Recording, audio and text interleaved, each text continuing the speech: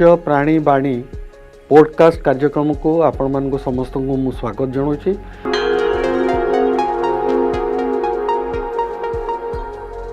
आमर आज आलोचनार विषय वस्तु रही जे आम जैवपुंज पद्धति बा बायोफ्लक फिश फार्मिंग अनेक चाषी भाई से माने कुंड तैयारी करुचंती एवं कुंडरे पानी रखिकी से माछ जाल छाड़ुंट एवं माछ बंचिकी रही पानी रे जो द्रवीभूत अम्लजान परिमाण को बढ़ावा कथा ताकू कंप्रेसर एयर कंप्रेसर लगेकरी ताकू चाष करुचंती। आपण माने जानिथिबे जे जैवपुंजर अर्थ है जीवाणु मानकर पुंज। जदि आम जीवाणु जोड़ाक प्राय जीवाणु कहले समस्ते भावी था जीवाणु गुड़िक रोग सृष्टि करि किंतु आमर यही जो जीवाणु आम ये व्यवहार करुचे से गुड़िक हूँ हितकारी जीवाणु बा ताकू प्रोबायोटिक्स बोलिकी मध्य गोटे ग्रुप रे कह जाय पारिबो। तो यही जो हितकारी जीवाणु आमर माछंक पई होची बेसिलस ग्रुप रो बैक्टीरिया। यही बेसिलस ग्रुप रो बैक्टीरिया गुड़ा को कहीं आम चाष करवा से विषय में सम्यक सूचना देवी। यही जो बेसिलस ग्रुप रो जो बैक्टीरियाटी एटा होची आपण एकोकोशी पुष्टिसार युक्त अणुजीव अर्थात ये रड शेप्ड बैक्टीरिया एवं गोटे सेल रे गठित गोटे कोशिका रे गठित एवं से गोटे कोशिका मध्य गोटे पुष्टिसार मॉलिक्यूल एभली बहुत गुड़े बेसिलस ग्रुप रो बैक्टीरिया अछि। एमाने होचनी सिंगल सेल प्रोटीन बा एकोकोशी पुष्टिसार युक्त अणुजीव एवं या सहित मध्य एमाने होचंती नाइट्रोजन फिक्सिंग बैक्टीरिया। तांकर शरीर वृद्धि पाई जो चारिटी उपादान दरकार कार्बन बा अंगारक हाइड्रोजन बा उद्यान नाइट्रोजन बा जबक्षारजान एवं ऑक्सीजन बा अम्लजान यही चारिटी उपादान जदि आपण पानी रे उपलब्ध रहिला ताले एही जीवाणु गुडी को आमे तांको वंशटा को बढ़ाई परिबा। आमको दीटा क्रिटिकल उत्स जोटा कि कार्बन और नाइट्रोजन सेटा पानी रे हमको सृष्टि करिवार अछि एवं आमर प्राय समय रे नाइट्रोजन जेतिकी रहिबो एलिमेंटल नाइट्रोजन बा मौलिक गुणसार हिसाब रे जबक्षारजान तार 10 गुणा हमको कार्बन बा अंगारक से पानी रे पकाइबा पड़िबो जद्वारा कि आमर जो बेसिलस ग्रुप रो बैक्टीरिया प्रोबायोटिक्स माध्यम रे कमर्शियली बाजार रे जो पाउडर बा गुंड आकार मिलुची ताकू नेकरी आमे 100 बा 200 ग्राम हिसाब रे आमे 10,000 लिटर पानी रोतबा धारण शक्ति आपणकर जो कुंडरे आमे पकाउचे 100 रु 200 ग्राम प्रायतः प्रथमे बिहन बा मंजी आकार बा स्टार्टर आकार ताकू पका जाए। आमर लक्ष्य रहइबो एही जीवाणु गुड़िकर संख्या जेमती पानी भितर अधिका हबो। तो ये जीवाणु को चाष करने को हेले आमको पानी रे जो दूषित पदार्थ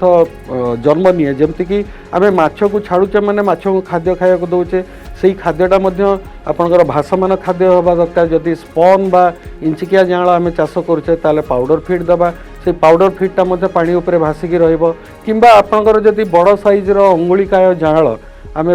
माने टांकी रे छाड़ुचे ताकू बिक्री उपयोगी बा खाद्य उपयोगी ओजन रो 500 ग्राम पर्यंत करुचे। माछ विशेष रे आपणकर जोटा रूपचांदी अच्छी जोटा जलंग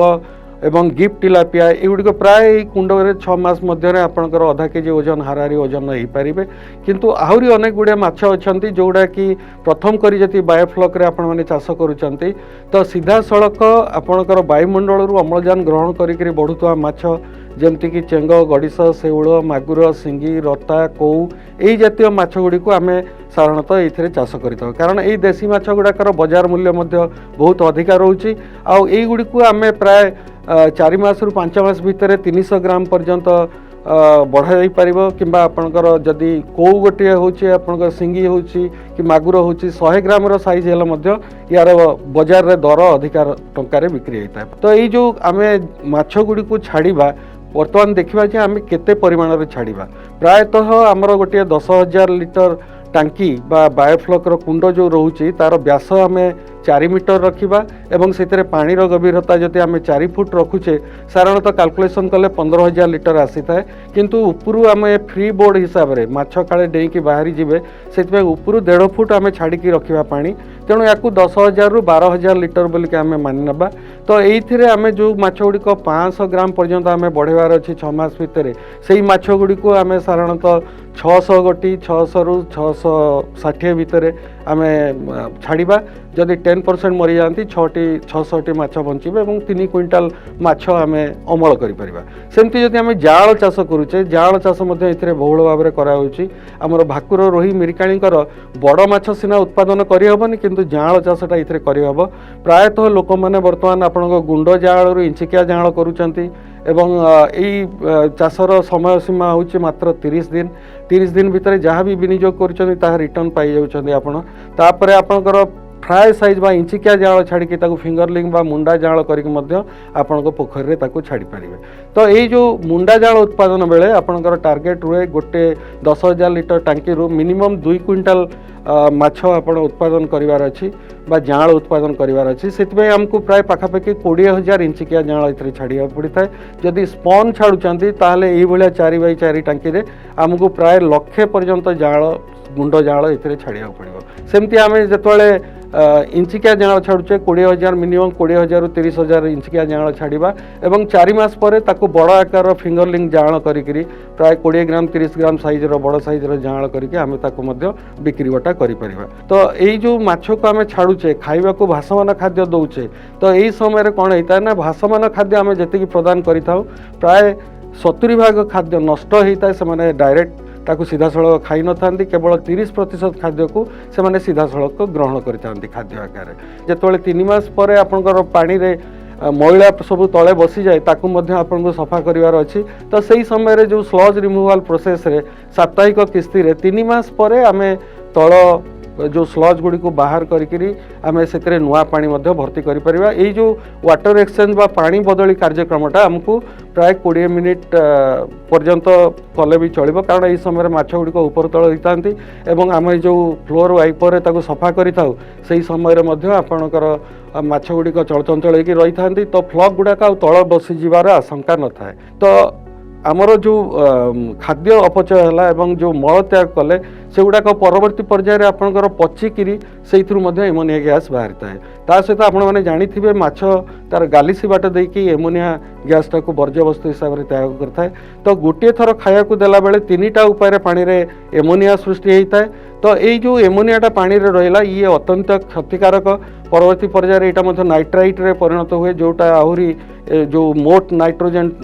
एमोनिया ठू यहाँ आहुरी क्षतिकारक माछों विष सदृश। तो ये कौन करवा ना प्रथमे केते एमोनिया रोची प्राय टांकी रे सबुदिन सकाळे आपणकर एमोनियाटा को चेक करवा एवं आपण मैंने मन रखी था जदि टोटाल एमोनिया गोटे 10,000 लिटर टांकी रे 1 ppm रुहे सकाळे जति मापिया सेटा 1 ppm रुहे ताले मिनिमम हमको जो कार्बन रो उत्स हिसाब रे प्राय हमको 200 ग्राम रो तरल जोटा मोलासेस मिलूची बा आपणकर चिट्टा बोली कही था पाणिया गुड़ हिसाब से बजार बिक्री होची। तो आम सेटा को अप्लाई करवा या द्वारा कौन होता है ना पानी रे ये जो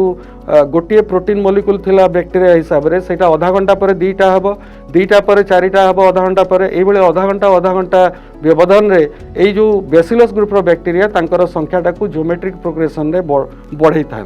तेणु यही जो बढ़िया जो 4टा उपादान दरकार आम जब पानी रे प्रयोग कले कैलकुलेशन करके एमोनिया को ताहले आपणकर सबुबेल यही बैक्टेरिया गुड़िक पानी रे गच्छित होइकी रहिबे जेतेबेले पर्यंत आपणक पानी रे हितकारी जीवाणु संख्याटा अधिक होइकी रही थाए से गोटे प्रिंसिपल काम करे जोटा कह जाए कॉम्पिटिटिव एक्सक्लूजन बा प्रतियोगिता माध्यम दूरीकरण। तेणुक जितेबाला अधिक परिमाण आप बैक्टेरिया थे हितकारी हानिकारक जीवाणु से खाद्य और स्थान सहित प्रतियोगिता करें यहाँ धीरे धीरे से अपसारित हो जाए। जितेबाला आप स्पन छाड़ुंट प्राय पानी रे पूर्व 3-4 घंटा पूर्व आपंकर 1000 लिटर पिछा 150 ग्राम हिसाब से लुण जोटा कि गोड़ा लुण से आयोडीन मिसी नई भाया लुण को आम व्यवहार करवा एवं आपणकर जितेबाला फ्राए छाड़ी फिंगरलिंग करुँच 1000 लिटर पिछा आप 200 ग्राम लुण पकेबे एवं जितेबाला बड़ साइजर फिंगरलिंग बा मुंडा जाल छाड़ी आप बिक्रय उपयोगी माछ बा 500 ग्राम माछ उत्पादन करुँच से समय लुणर परिमाण 1000 लिटर रे आप 1 केजी पर्यंत पकई पारे। तो यहाँ पकड़ा द्वारा कौन हुए ना आपंकर जो मलर अवशेषांश उपर बैक्टेरिया ग्रो करके थांती एवं आपंकर खाद्यर अवशेषांश उपर जो बैक्टेरिया गुड़ाक ग्रो करके थांती से गुड़ाक ये जो लुण पकेवा द्वारा सेटा तमाने 2 भाग रे भाग हो जाए सोडियम काटायन एवं क्लोराइड आनायन से तारी भितर आप इलेक्ट्रोस्टैटिक फोर्स रही है जो थे कि यही जो पार्टिकल गुड़ाक जोड़ी होकर धरतु आप मलर गोटे अणुकणा उपर आपंकर बैक्टेरिया ग्रो करमती खाद्यर अवशेषांश उपर आपंकर बैक्टेरिया ग्रो करगुड़िक सब जोड़ी होकर गोटे 50 माइक्रोन 200 माइक्रोन विशिष्ट गोटे माइक्रो पार्टिकल रे बा गोटे पार्टिकल परिणत होता जोटा कि माछ खाद्य हिसाब से माछ ताको ग्रहण करें जदि गोटे बैक्टेरिया गोटे प्रोटीन मॉलिक्यूल होता है पुष्टिसार मॉलिक्यूल होता है तो तार जो पुंजटी तैयारी हम सेटा गोटे अत्यंत पुष्टिकर खाद्य हिसाब से माछंकर परिणत हम तेणुक आम जदि गोटे थर आम माछ उत्पादन करुचे ताले प्राय 700 रु 800 ग्राम कृत्रिम खाद्य देकरी आम से प्राय गोटे केजी पर्यंत माछ तैयारी करि परिबा जोटा कि पोखरी रे प्राय मिनिमम 1.5 केजी खाद्य देले जे कि गोटे केजी माछ हेई थांती किंतु बायोफ्लॉक सिस्टम रे आपण कम खाद्य रे आपण गोटे केजी पर्यंत माछ उत्पादन करि परिबे आ सब बेले पई जति हितकारी जीवाणु आपण पानी रे मेंटेन करा जाय आपण एफसीओ तैयारी करि परिबे एफसीओ तैयारी करिकि प्रत्येक दिन सकाळ 7टा रु संध्या 5टा पर्यंत जदि आपण ड्रॉप बाय ड्रॉप ताको हैंगिंग जार मेथड रे पानी रे प्रयोग करंती से एफसीओ को ताले कम प्रोबायोटिक्स व्यवहार करिकरी आपण पानी रे सब बेले पई अधिक परिमाणर ई हितकारी जीवाणु बेसिलस ग्रुप रो बैक्टीरिया टाको आपण मेंटेन करि परिबे एवं जहा को खाइकरी माछ बढ़िबे।